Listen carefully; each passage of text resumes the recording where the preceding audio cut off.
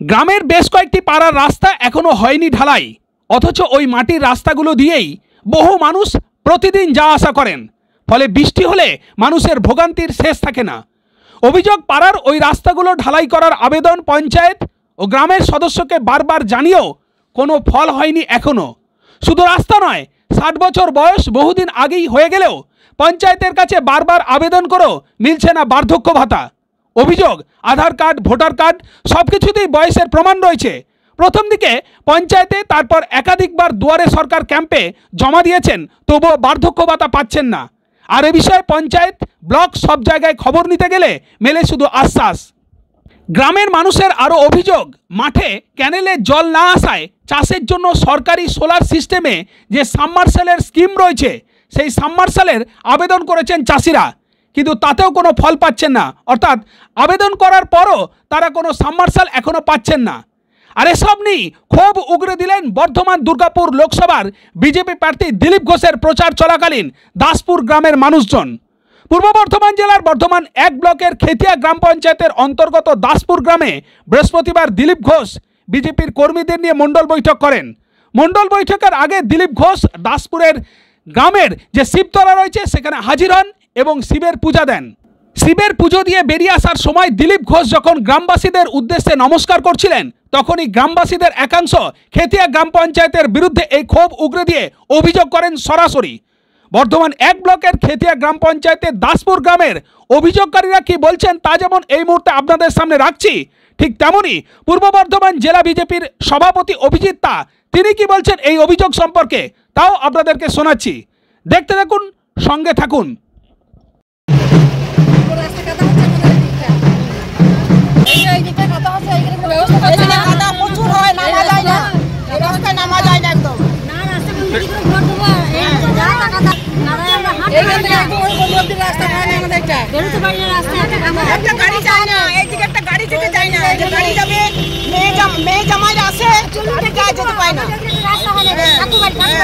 এটা কারা করেনি? পঞ্চায়েত থেকে করেনি? পঞ্চায়েতকে জানিয়েছিলেন? দিয়ে তারপরে বলছে নিজেরাই করে নেবেন। পঞ্চায়েত বলছে নিজেরাই করে নেবেন। কতগুলো মানুষজন যাতায়াত করে এই রাস্তা দিয়ে?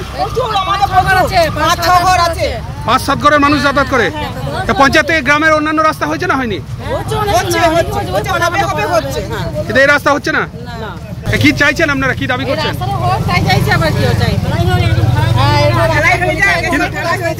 কিন্তু এই যে গ্রামের রাস্তা, এটা তো পঞ্চায়েতে তৈরি করার কথা।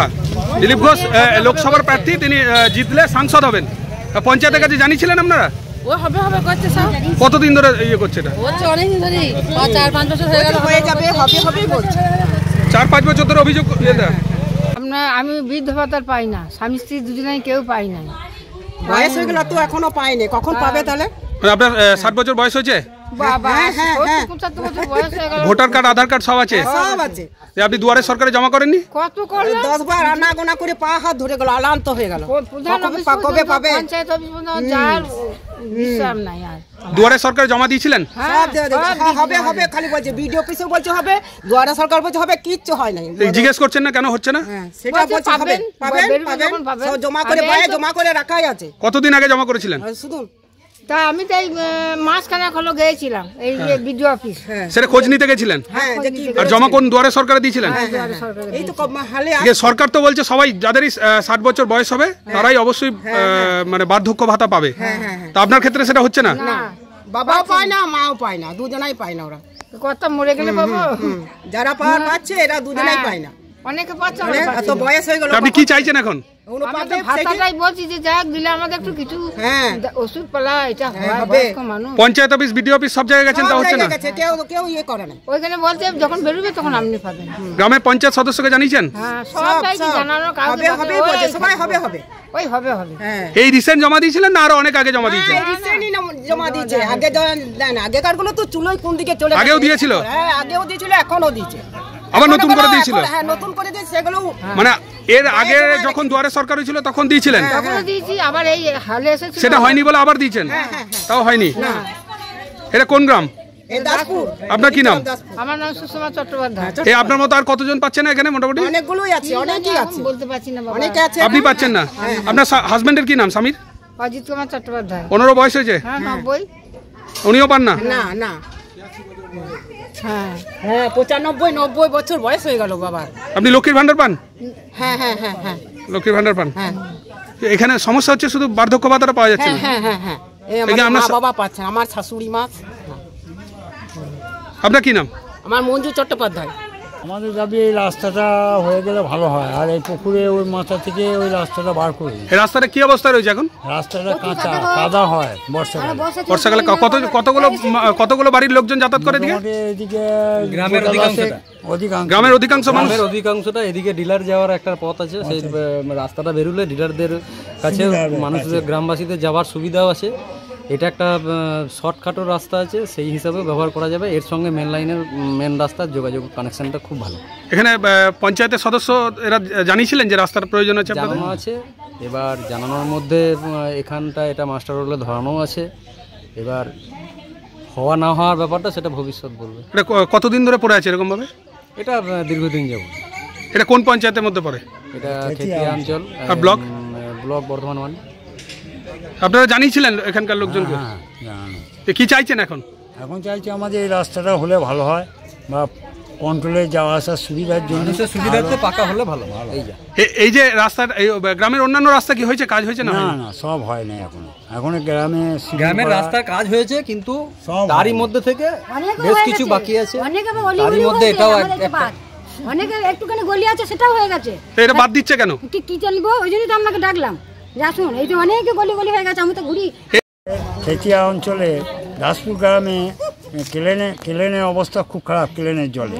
তা আমরা সোলার সাবমার্শালের দরখাস্ত দিয়েছি, এটা যত তাড়াতাড়ি সম্ভব পাস করলে ভালো হয়। কতদিন আগে দিয়েছেন? তা ধরুন মাস চারেক হয়েছে। 11টা সাবমার্শালে করা আছে। একটাও হয়নি গ্রামে সোলার সাবমার্শাল? না। এটা কি সরকারি স্কিম? সরকারি। আপনারা আবেদন করেছিলেন? আবেদন করেছি, আবেদনের ডকুমেন্টসের মানে কোনো রিসিভ কপিও আমরা দেখাতে পারবো। কোথায় জমা দিয়েছিলেন? আমরা কালনার যে মেন হেড অফিস সেখানটাই দিয়েছি। তো এখানকার লোকজন কি বলছে, মানে পার্টির লোকজন বা পঞ্চায়েতের লোকজন? পঞ্চায়েতের সব দরখাস্ত ওয়েটিংয়ে থাকতে বলছে। এই অভিযোগটা মূলত কিসের প্রতি, পঞ্চায়েতের প্রতি না এখানকার লোকজনদের, মানে যারা পরিচালনা করছে? এখানে পঞ্চায়েতের প্রতি, পরিচালনার উপরই কথা বলবো। পরিচালনার প্রতি অভিযোগ করছেন। সোলার সাবমার্শাল সরকারের যেটা স্কিম সেটা চাইছেন। কতজন চাষি আছে এখানে? গ্রামের সবাই চাষ করে? হ্যাঁ সবাই, প্রত্যেকে। কারোরই হয়নি? না না, আমরা একক নয়, আমরা সরকারি ভাবে কোনো দেওয়া হয়নি। তবে এখানে সমস্ত কিছু যে কয়েকজন চাষি মিলে একটা সাবমার্শালে করেছেন। আমরা 11টা দিয়েছি, 11টা মানে সরকারি হিসেবে হবে স্কিম। এই 11টা হলে কি গ্রামের ওই মাঠে সব চাষি পাবে, জল পাবে? দাসপুর পাশাপাশি এবং কি সংলগ্ন যেসব মাঠগুলো আছে, দাসপুরের সংলগ্ন মাঠের যেসব 12 টুপগ্রাম, এদিকে মিরেরডাঙ্গা, 12 যতগুলো আছে, সমস্ত মাঠেরই একটা বড় রকম সুবিধা হবে এইটা পেলে। এই প্রজেক্টটা দাসপুর গ্রামে হলে, দাসপুরের সহযোগিতায় হলে বা সরকারের যদি সাপোর্ট করে থাকে, এই 11টা সাবমার্শালে দেওয়া আছে, তার রিসিভ কপি আমি এখনো দেখিয়েও দিতে পারবো। এইভাবে যদি হয়ে থাকে প্রত্যেকের আমরা একটা ভালো জায়গায় পৌঁছাবো। এটা কোন গ্রাম? এটা দাসপুর গ্রাম। কোন পঞ্চায়েতের মধ্যে পড়ে? এটা খেতিয়া অঞ্চলে। আপনার কি নাম? আমার নাম সাধন গড়াই। আর এটা ব্লক কোন ব্লক? ব্লক হচ্ছে 1 নম্বর বর্ধমান। আপনার কি নাম? আমার উমা গড়াই। এটা কোন গ্রাম? এটা দাসপুর। আর আপনার? আমার নাম শুভেন্দু গড়াই, এখানেই বাড়ি।